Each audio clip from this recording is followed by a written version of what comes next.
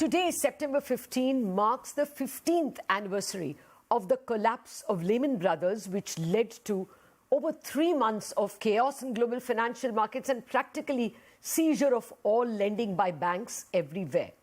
September 2023 is also the 10th anniversary of the taper tantrum, a slightly smaller problem perhaps, the Fed pulling out dollars that it had printed to solve the Lehman problem.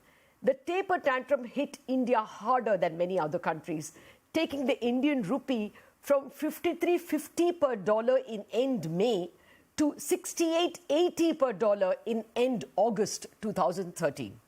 To understand what lessons we have learned from these two events and how they have changed both financial markets and regulatory approach to financial markets, I have with me two experts who saw this crisis literally inside out. Mridul Saggar, the former ED and member of the RBI MPC, who was in RBI at that time, now professor at IIM Kozhikode, and Sajjid Chinoy, chief economist, JP Morgan India, who I guess tabulated everything that happened from the outside. Gentlemen, thank you very much indeed for joining me. Mridul, let's first take the big lesson, work backwards as it were.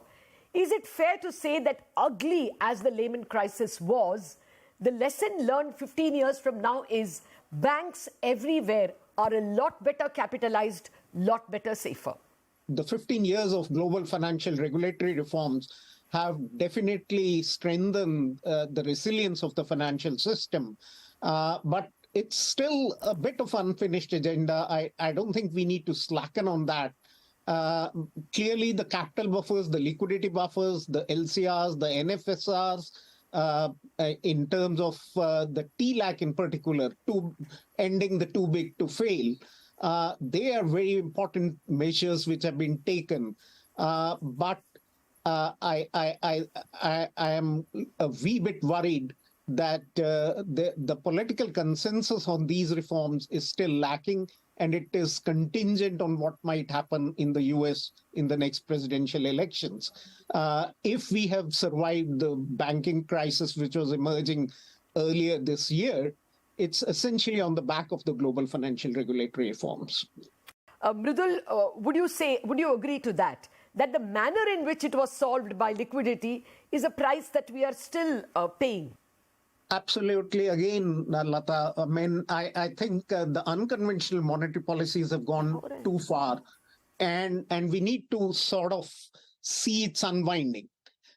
So these are not very standard tools as the West countries have begun to think.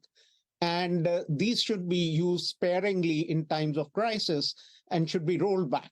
In all fairness, Fed is the only central bank which rolled back the unconventional monetary policy after 2008 crisis. The ECB, the Bank of Japan have not been able to do that. So I have some sympathy for Fed on that.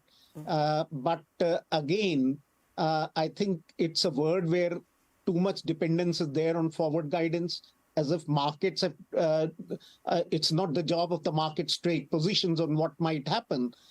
So everything, all risks, the markets don't want to take now. And that's something we need to correct. Mollycoddling of markets by regulators is what you're pointing out, being too beholden to markets. Sajjid, while the positive of the Lehman crisis appears to be that banks everywhere are better capitalized, would you say the manner in which it was solved by gushing out liquidity has created problems even up until today? Lata, I agree. I think the implications of Lehman are far more profound and far more long-lasting and are impacting us even today. Let me give you 3 implications. I think one is that the recovery post-Lehman was very anemic, right? It took 8 years for the global economy to close its output gap and go back closer to trend level.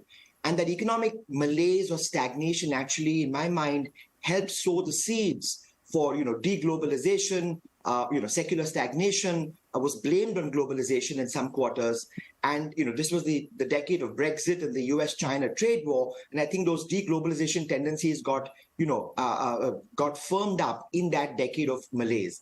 The second lesson in my mind was the misuse of fiscal and monetary policy that you alluded to. Fiscal policy was inexplicably too tight. structural fiscal deficits in advanced economies tightened between 5 to 10 percentage points of GDP in a decade. And that choked off the economic recovery and contributed to the economic malaise. Now, the implication of that was by the time policymakers realized in 2018-19 that fiscal had tightened too prematurely, the pendulum swung the other way. And the next time a crisis hit, which was the pandemic, fiscal policy overcorrected in the pandemic, and we're still paying the price of that from some advanced economies. The third implication, as you said, was, because fiscal was tightening and there was this economic malaise, monetary had to do all the heavy lifting. And once the zero lower bound was hit, this whole Pandora's box of unconventional monetary policy opened up. I would argue it had a really crucial role to play in 2008-9 to avoid the recession from getting worse or facing a depression. But what happened was, once this became mainstream, as Mridul alluded to, then monetary policy soon became the only game in town and began to substitute for more important structural reforms. So I think all of these three factors, the wrong choice of fiscal and monetary is still impacting us. It dictated the way policy acted in the pandemic. And I think part of the high inflation we're seeing around the world is because fiscal policy moved too aggressively, having learned the lesson that it was too tight after Lehman. Okay, so I don't know if when history is written for this period, the fiscal policy will be blamed, just as we now blame monetary policy for the 2008. Coming to you, Mridul, go ahead. A slightly different take from Sajjid on this one. And while I completely agree with Sajjid on monetary policy becoming the only game in town, I have to say that the counter-cyclical fiscal policies are the need of the hour. And that's not something we are doing, but that's something which actually helped the West actually give a larger fiscal stimulus at the time pandemic shock came.